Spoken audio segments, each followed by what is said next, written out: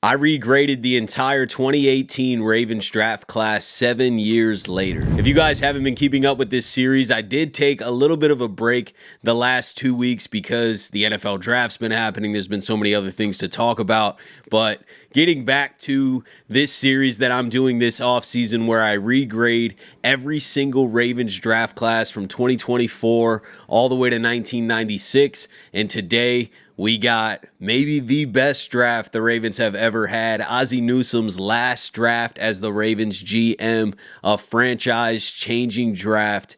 Let's dive into it. With the first pick of the 2018 draft at pick 25, the Ravens selected Hayden Hurst, tight end, South Carolina. He competed for a starting role right away, but was overshadowed by Mark Andrews, who we'll talk about later in this draft, and also Nick Boyle, who was still on the roster at that point and was one of the Ravens' main blocking tight ends. Hayden Hurst was solid. I don't know if he was worth a first-round pick looking back on it, but Hayden Hurst had some speed. You know, he could separate as a tight end, and I think if Mark Andrews wasn't on the roster, we would have seen Hayden Hurst in a Ravens uniform for years. But obviously, Mark Andrews, being who Mark Andrews was, kind of took his spot, and then therefore Hayden wanted out. Ravens traded Hayden Hurst to the Atlanta Falcons in 2020 with a 4th-round pick for a 2nd and 5th-round pick. That 2nd-rounder ended up becoming J.K. Dobbins. And then Hurst did all right in Atlanta. He then later played for the Cincinnati Bengals, the Carolina Panthers, and then most recently the LA Chargers. Hurst never really broke out as a star, but became a solid journeyman tight end, contributed across multiple teams, and his trade value helped the Ravens acquire some key assets. I know it didn't really work out with J.K. Dobbins either, but we were able to flip Hayden Hurst for a decent value. But I'm going to grade this draft pick a C+. The next pick was also in round 1. The Ravens traded back into the first round at pick 32 and took Lamar Jackson, quarterback, Louisville. This was one of the best draft day trades in NFL history. This was one of the best Ravens selections in franchise history. Lamar Jackson absolutely changed the course of the Ravens franchise. They were losing, had a couple losing seasons with Joe Flacco. We draft Lamar Jackson, who's widely considered as a project. Joe Flacco goes down in year 1. Lamar comes in. We go 6-1, make the playoffs, turn the season around. 2019 comes around. Lamar Jackson wins MVP. The Ravens are the number 1 seed. Lamar Jackson has since won another MVP, has had another number 1 seed, should have 3 MVPs, but Lamar Jackson has redefined the quarterback position. Now every dual threat QB coming into the NFL is compared to Lamar Jackson. Lamar Jackson keeps the Ravens having a Super Bowl window year after year as long as he's healthy. He did have a couple years of injuries, but has been healthy these last 2 years. The only thing, in my opinion, that he is missing to cement himself as one of the greatest quarterbacks of all time, one of the greatest football players of all time, is a ring. And I know that ring's coming. That ring could come this year. But regardless, Lamar Jackson is one of the greatest players in football history. And I think this grade is obvious, but this is a slam dunk home run A+.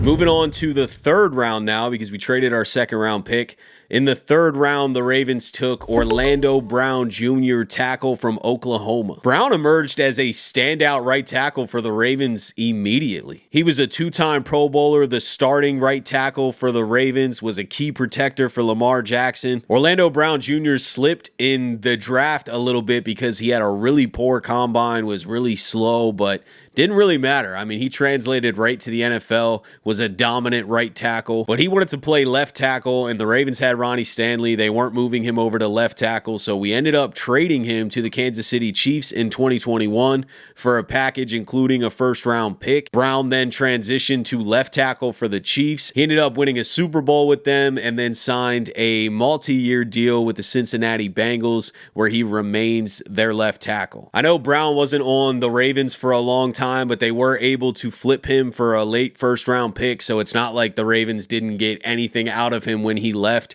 And when he was here, he was a dominant right tackle. So to find value in the 3rd round at the tackle position with a guy like Orlando Brown. I think that this was a great pick. I'm going to grade this pick an A. Staying in the third round at pick 86, the Ravens drafted Mark Andrews, tight end from Oklahoma. Andrews quickly became one of the NFL's top tight ends. He took over the tight end position with the Ravens. We talked earlier about how Hayden Hurst was supposed to be the number one tight end, but Mark Andrews pretty quickly won the job and never let it go. Once Lamar took over at quarterback, him and Mark Andrews had instant chemistry, worked together really well, still to this day have incredible chemistry. Mark Andrews is arguably the best tight end in Ravens history. I guess you could argue maybe Todd Heap. Toss Dennis Pitta in there, but Mark Andrews leads the Ravens in touchdowns. He's a franchise leader in touchdowns and is going to be a Ring of Honor member for the Baltimore Ravens. This is one of the greatest Ravens that have ever played. And I know he hasn't performed incredibly in the playoffs, but that doesn't take away from how incredible this draft pick was, how much value he has brought to the Ravens over the years. I think that this is a steal of a pick. He was the best tight end in the draft. He goes in the third round. I got to grade this pick an A+. Moving on to round 4 at pick 118, the Ravens drafted Anthony Averett, cornerback, Alabama. Averett played 4 seasons with the Ravens, emerged briefly as a starter in 2021. He did struggle to kind of cement his role on the team. He also battled some injuries. He ended up signing with the Raiders in 2022. Didn't play a ton with them either due to multiple injuries. He joined the Steelers practice squad in 2023. Also had brief stints with the Lions and Falcons. He's been kind of bouncing around since the Ravens as a depth corner on rosters and a special teams guy. But he wasn't an awful player, and he did play a role on the Ravens for a few years, stayed in the NFL for a couple years after that. I don't think that Anthony Averett had a bad career by any means, just didn't, launch into being a star or anything like that. But I'm going to grade this pick a C. Staying in the 4th round at pick 122, the Ravens drafted Kenny Young, inside linebacker from UCLA. Kenny Young wasn't on the Ravens for long. He was a depth linebacker when he was here and never really cemented a role at all. He's mostly known in Baltimore as being a part of the Marcus Peters trade. So in 2019, the Ravens traded Kenny Young and a 5th round pick for cornerback Marcus Peters. And then Young played on the Rams for a few years, has bounced around to a couple other rosters, Tampa Bay, Washington. This draft pick didn't pan out like they thought it would. I've heard Eric DeCosta kind of talk and take some shots before at Kenny Young in different interviews, and he obviously shipped him out pretty quick, pretty early on in his GM start. He shipped him out, and what was an incredible trade to get Marcus Peters. It wasn't just for Kenny Young. I think the 5th round pick too, but the Rams were trying to get out for Marcus Peters. Marcus Peters comes and instantly lifts the Ravens defense. I remember that first game, I think he had a pick 6, and Marcus Peters put in some solid years for us. So this draft pick led to a great corner, but this draft pick did not work out. So I'm not going to completely trash it, but I am going to grade this pick a D+. Then we had another 4th round pick at pick 132. The Ravens drafted Jaleel Scott, wide receiver, New Mexico State. Scott had a pretty minimal impact in Baltimore. He only appeared in 3 games, had a lot of injuries, and was just not able to stay on the field. He was released after the 2020 training camp. He ended up joining the New York Jets after that and got waived. He had a brief time on the Commanders practice squad, but his NFL career was pretty short. He didn't have an impact on any of the teams, and for being a 4th round pick, this was not good value at all for a guy that never really added anything to your team or anywhere else in the NFL and was out the NFL pretty quickly. So I'm going to grade this an F. Moving on to the 5th round at pick 162, the Ravens drafted Jordan Lasley, wide receiver, UCLA. Lasley didn't play at all as a rookie and then was cut in 2019 after some off-the-field issues, including some fights in training camp and throwing the football into the pond during a practice. After he was cut, he ended up on the Detroit Lions practice squad and then later found some time in the CFL, but his NFL career never panned out either. So the Ravens go back-to-back wide receivers in the 4th and 5th round in this draft, and missed pretty bad on both of them. So I am also going to grade this draft pick an F. Moving on to the 6th round at pick 190, the Ravens drafted DeShon Elliot, safety from Texas. This was a pretty good pick. DeShon Elliot played 4 seasons with Baltimore. He had a lot of injuries early on, but after the Earl Thomas release, DeShon Elliot became the Ravens starting safety in 2020, 2021, and ended up playing really good, really meaningful minutes and brought a physicality to the Ravens safety position that they needed. DeShon Elliot is not afraid to lay his body on the line. He will hit somebody. He ended up moving on in free agency, signed with the Detroit Lions in 2022, also played for the Miami Dolphins in 23, joined the Steelers in 24, where he is still currently at. DeShon Elliot overcame a lot of early injuries to become a really solid starter in the NFL. He's not really, known as a star safety, but has been a key part of a couple different teams' safety rotations these last few years, played meaningful minutes his last year in Baltimore. I think this is a great pick, great value in the 6th round. I'm going to grade this draft pick a B+.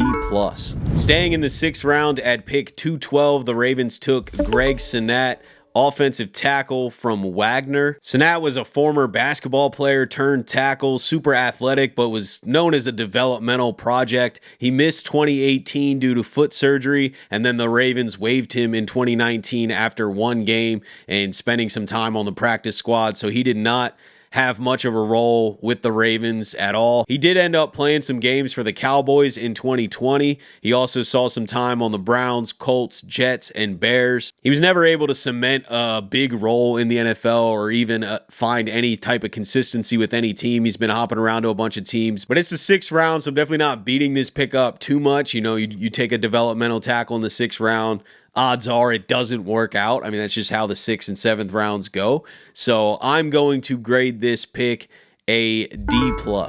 We had another 6th round pick at pick 215. We took Bradley Bozeman, center from Alabama. Bozeman developed into a reliable starter for the Ravens, played from 2018 to 2021. He started 32 straight games at left guard for the Ravens in 2019 and 2020. He then moved to center in 2021 and started every game. He left in free agency to the Carolina Panthers in 2022, where he became their full-time starter at center. Bozeman was a steal in the 6th round. I mean, to get a consistent starting lineman at guard and at center, played some meaningful games at guard for the Ravens, moved him to center, played meaningful minutes there. This is a great career for Bradley Bozeman. Incredible find in the 6th round, and I'm going to grade this pick an A.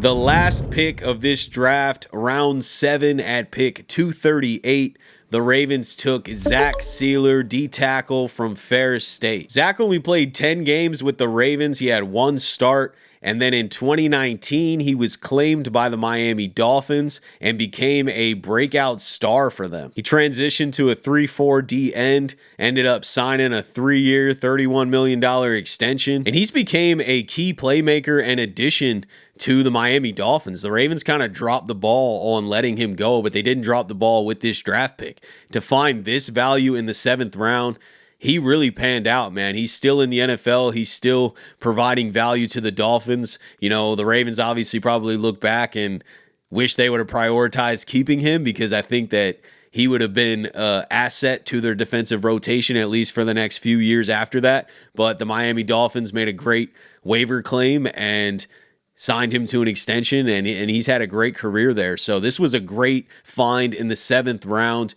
and I am also going to grade this draft pick an A. So that concludes the 2018 draft regrades. This was one of the best drafts in Ravens history. It is definitely the best draft that I've regraded so far, and 2022 was an incredible draft too. If you haven't watched the regrades, go back and watch those. 2022 stands out, but this 2018 class changed the franchise. I mean, getting Lamar Jackson as your 2nd pick, which is crazy. Looking back on it, it's insane that we took Hayden Hurst before Lamar Jackson, but I guess you could say that pretty much about every draft pick by every team in the 1st round, besides maybe Josh Allen, I guess you could argue, that was a solid pick. But other than that, I'm pretty sure every team, maybe even the Bills, would have rather had Lamar Jackson. So it is a franchise-changing draft, finding Mark Andrews in the 3rd round, Orlando Brown Jr. in the 3rd round. I know he didn't end up staying with the Ravens, but what a pick. And then there was a couple duds in the middle rounds for sure. You can't hit on everybody,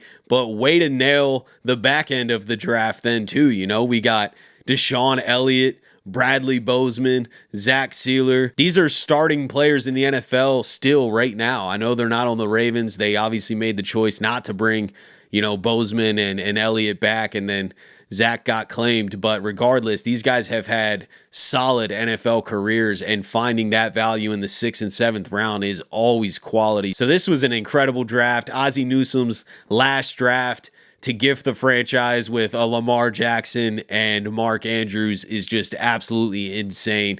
But let me know what you guys are thinking about this. What would you grade all of these picks? What did you think about this draft? Appreciate you guys, as always, for tuning in to another episode of the Flock Rundown. Have a beautiful rest of your day, and I'll let the greatest linebacker in the history of the game take us out. Ravens Flock. The Flock Rundown is the place to be. My man Ryan has been a lifelong Ravens fan since he was born. The Flock Rundown.